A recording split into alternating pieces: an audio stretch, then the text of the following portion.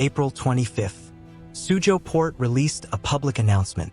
Container volume increased 4.5% year-on-year. A strong start to the quarter. Local news called it a success. State TV ran footage of cranes moving boxes under bright sunlight. But just 4 days earlier, something else happened. Port authorities issued an internal order. From April 18th onward, heavy export containers will be stored for free. Free storage. No limits. No explanation. And behind the gates, rows of containers stacked 5 high. No pickup. No clearance. No questions asked. Why would a port that's booming need to offer free storage? Why are cranes still moving when the boxes aren't going anywhere? And why is no one allowed to talk about it? What happens when the heart of a nation's trade stops beating, and the only sound left is silence? At first glance, the ports were working. Cranes were moving. Containers were stacked. Trucks were waiting. But something was off. Ships were docking late. Containers weren't getting picked up. Export manifests were missing paperwork. Then came the policy shift, quiet and sudden. On April 18th, major export terminals began offering free storage for full containers. Suzhou, Yantian, Ningbo. No fees, no limits, no publicity. This wasn't generosity. It was desperation. Because those containers weren't just waiting. They were stranded. Exporters had no buyers. Freight forwarders canceled bookings. U.S. importers froze orders after tariffs jumped. And the yuan's rise only made prices worse. A mid-sized machinery firm in Wuxi reported that 90% of April shipments were still in port by month's end. Not rejected, just ignored. Why? Because clients overseas were moving their orders. To India, to Vietnam, to anywhere with lower risk and faster clearance. China's response? Silence. No one addressed the buildup. No one admitted the drop in volume. Instead, headlines spoke of momentum and growth. But behind the numbers, there was no movement. Only stillness. The illusion was sustained by partial truths. Yes, container volume grew year-on-year, but only in raw tonnage. Most of it domestic. The international lanes were slowing. And that slowdown had a shape. It wasn't a sudden crash. It was a freeze, layer by layer. Export companies kept booking space, hoping demand would return. But ships kept leaving half-empty, or not at all. Empty sailings doubled in April. Port workers began shifting to part-time hours. Truck dispatchers went days without calls. One driver outside Ningbo put it bluntly, "We wait 12 hours for one container. Some days, nothing comes." The real damage came not from what moved, but what didn't. Orders that never left. Contracts that weren't renewed. Customers that stopped replying. This wasn't just a logistics issue. It was a trust issue. Buyers didn't just fear higher costs. They feared disruption. They feared retaliation. They feared a partner that no longer played by market rules. So they paused, redirected, disappeared. And the ports? They kept the lights on, kept the cranes moving, kept the narrative alive. But the cargo stayed exactly where it was. For years, China's ports were symbols of dominance. They moved 30% of the world's containers. Shanghai, Shenzhen, Ningbo, they were called unstoppable. State media reinforced the image.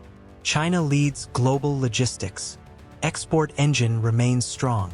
Foreign trade resilient.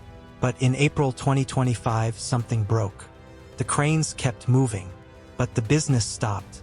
How do you keep ports running when exports collapse? Simple. You move empties. You shuffle domestic freight. You count containers, not contracts. That's what happened. Reports claimed volume was stable, but didn't explain what kind of volume. Many containers were rerouted from canceled exports to internal shipping lanes, from coastal cities to inland warehouses, from factory zones to bonded parks. It looked busy, felt productive, but it made no money. Meanwhile, export lanes saw delays, shortages, and cancellations. Shipping firms started pulling vessels. Blank sailings doubled. Routes from China to the U.S. West Coast were cut by half. And yet, no correction came from Beijing. No trade ministry address. No emergency export policy. Just silence. Because the problem wasn't technical. It was narrative. The government couldn't admit the core reality. China is losing its role as the world's default supplier. Not because of war. Not because of a global boycott. But because of trust erosion. Exporters in Europe and the US now prefer suppliers with currency stability, legal transparency, and predictable policy. China failed all three in Q1. Tariff retaliation, sudden tax breaks with no notice, a rising yuan during a supply crunch. Importers got spooked. And when trust leaves, orders follow. Beijing had a choice: admit the collapse or stage a performance. They chose the second. So the cranes kept moving. The headlines kept glowing. The ports stayed active. But inside the industry, the term started to spread. Zombie logistics. Systems online. Reports clean. Reality frozen. No nation wants to admit its ports are empty. But when the silence gets louder than the ships, people start to ask, who are we really moving goods for? And is anyone still buying? China's ports didn't slow down because of bad management. They slowed down because they were surrounded. Over the last 2 years, the US and its allies built something quieter than an alliance. They built a network. Not just military bases, not just defense treaties, but trade corridors, customs partnerships, and synchronized rerouting. Washington signed strategic agreements with Vietnam, the Philippines, and India, focused on priority customs lanes, semiconductor rerouting, and alternative assembly hubs. U.S. trade policy began favoring countries with transparent governance and low risk of political retaliation. China did not qualify. At the same time, Japan, Australia, and South Korea increased regional port capacity. New terminals, faster clearances, less dependency on Chinese freight routes. This wasn't trade war. It was trade realignment. The plan was simple: let China hold onto volume, but cut off momentum. And it worked. As China kept reporting big tonnage numbers, the real shift was happening underneath. Long-term contracts, recurring orders, supplier trust. These were moving out quietly, permanently. And Beijing knew. That's why, in April 2025, China began removing import taxes on U.S. tech parts. Not for diplomacy, but to beg for orders.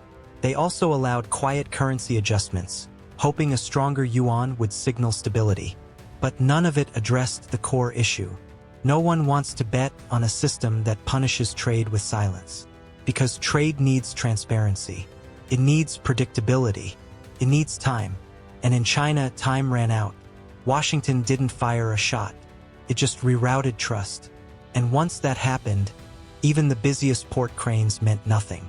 Because if the ships stop coming, it doesn't matter how many containers you stack. This wasn't economic miscalculation. It was a geopolitical checkmate. Ports didn't go silent by accident. They were cut off from the conversation. And Beijing, still trying to act like it's leading, while the rest of the world quietly moves on. It started with the containers. They weren't moving, not because of strikes, not because of weather, but because there was no one to receive them. At Suzhou Port, rows of export containers stacked along the Western Bay waiting. Not hours, not days, weeks. Inside each one, finished goods, labeled and ready. But no shipping orders, no clearance codes, no pickup schedules. The port waived storage fees, but no one came. Next came the trucking companies. Fewer orders meant fewer routes. Dispatchers stared at blank screens. Truckers waited outside gates, hoping for last-minute jobs. Some began sleeping in their cabs to save on rent. In Zhejiang, a logistics contractor closed 2 regional hubs. 70 workers were let go. No compensation, no protest, just silence. Then came the exporters. In Dongguan, an electronics firm laid off 40% of its staff after 3 major U.S. clients halted orders. A toy manufacturer in Shanghai shut down its 3rd line. An LED light producer in Guangzhou cut salaries across the board. With the yuan rising and tariffs stacking, margins disappeared. Clients left. and the factories, once noisy, chaotic, alive, grew still. Then came the workers. In Fujian, a couple who had worked together in a garment plant for 12 years were told their shifts were suspended until further notice. They packed their bags and boarded a train back to their village. Across Jiangsu, notices went up outside dormitories. Meals reduced to 2 per day. Shuttle service suspended. In WeChat groups, workers quietly warned each other, "Don't wait for a second layoff. It won't come with pay." Then came the communities. Grocery stores saw fewer shoppers. Pharmacies delayed restocks. Migrant neighborhoods emptied out by mid-May. Children were pulled from school. Elderly parents were sent back to the countryside. Weddings were postponed indefinitely. In Hangzhou, a local baker slashed prices by half. Still, bread sat unsold by nightfall. Then came the silence. Official job data remained untouched. No word from the Ministry of Commerce. No update from the Transport Bureau. But on the ground, local officials issued quiet instructions. Do not comment on shipping volume. Avoid using the term order loss in reports. A new phrase entered internal memos: strategic containment. But for exporters, it just meant bankruptcy. For workers, it meant exile. Then came the substitution. Freight forwarders began offering discounts for non-China routes. A garment company in Los Angeles shifted 60% of production to India. A German parts supplier inked a 5-year deal with Thailand. They didn't make announcements. They just stopped calling their Chinese partners. Then came the final crack. The world kept spinning. Ports in Vietnam picked up traffic. India's logistics parks reported record throughput. Malaysia launched new customs tech aimed at U.S. trade. Meanwhile, China's ports kept stacking boxes, like relics of a story no one believed anymore. And still no headlines, no statement from Beijing. Only one quiet signal: storage fees waived indefinitely. That's not logistics, that's abandonment. The cranes still move. The lights at the ports still glow.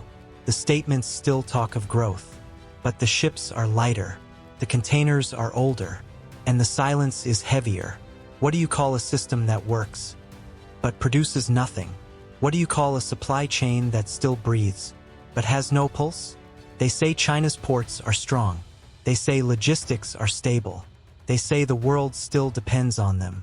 But if the gates stay open only for no one to come, is that still trade? Or is it just the illusion of movement in a country that no longer knows where it's going? So when you see the cranes moving on TV, ask one question: is anything really leaving? Or have we already arrived at the end?